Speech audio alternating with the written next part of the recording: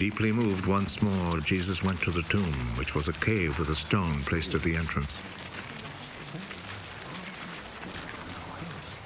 Take the stone away. There will be a bad smell, Lord. He has been buried 4 days. Didn't I tell you that you would see God's glory if you believed?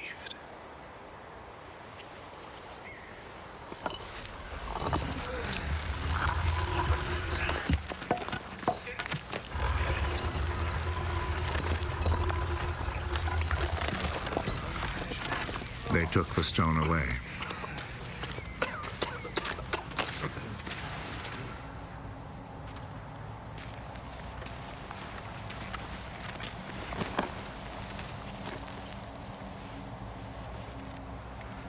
Jesus looked up.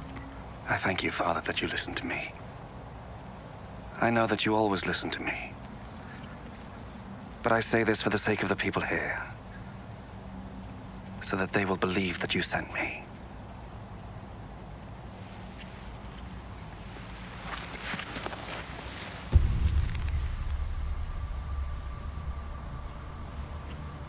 After he had said this, he called out in a loud voice,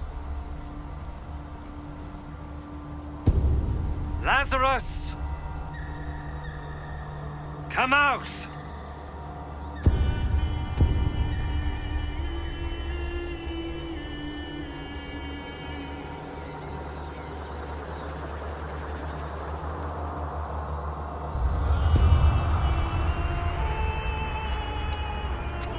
He came out. His hands and feet wrapped in grave clothes, and with a cloth round his face.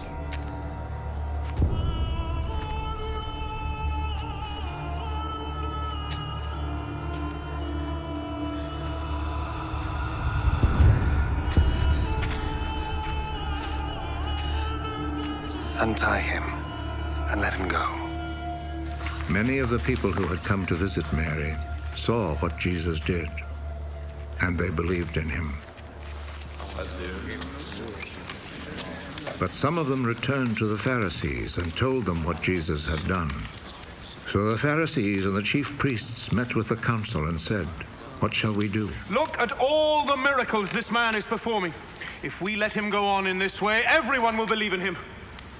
And the Roman authorities will take action and destroy our temple and our nation.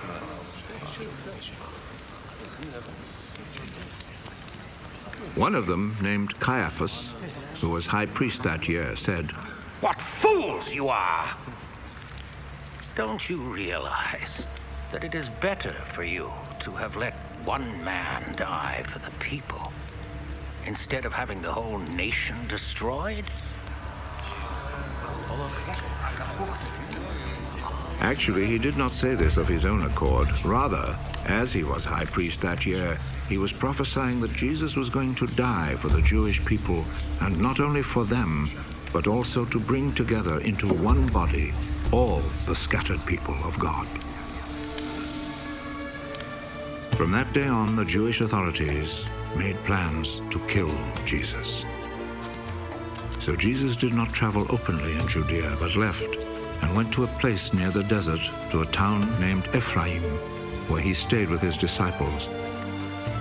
The time for the Passover festival was near, and many people went up from the country to Jerusalem to perform the ritual of purification before the festival.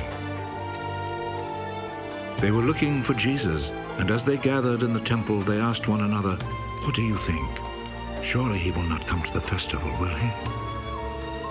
The chief priests and the Pharisees had given orders that if anyone knew where Jesus was, he must report it, so that they could arrest him.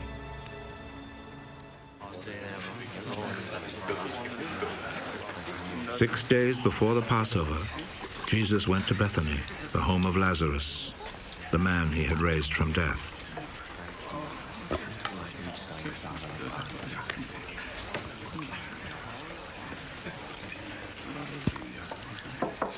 They prepared a dinner for him there, which Martha helped serve.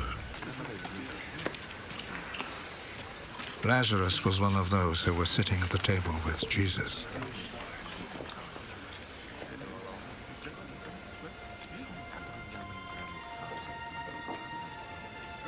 Then Mary took a whole pint of a very expensive perfume made of pure nard, poured it on Jesus' feet, and wiped them with her hair. The sweet smell of the perfume filled the whole house. One of Jesus' disciples, Judas Iscariot, the one who was going to betray him, said, "Why wasn't this perfume sold for 300 silver coins? And the money given to the poor." He said this not because he cared about the poor, but because he was a thief. He carried the money bag and would help himself from it. Leave her alone. Let her keep what she has for the day of my burial. You will always have poor people with you. But you will not always have me.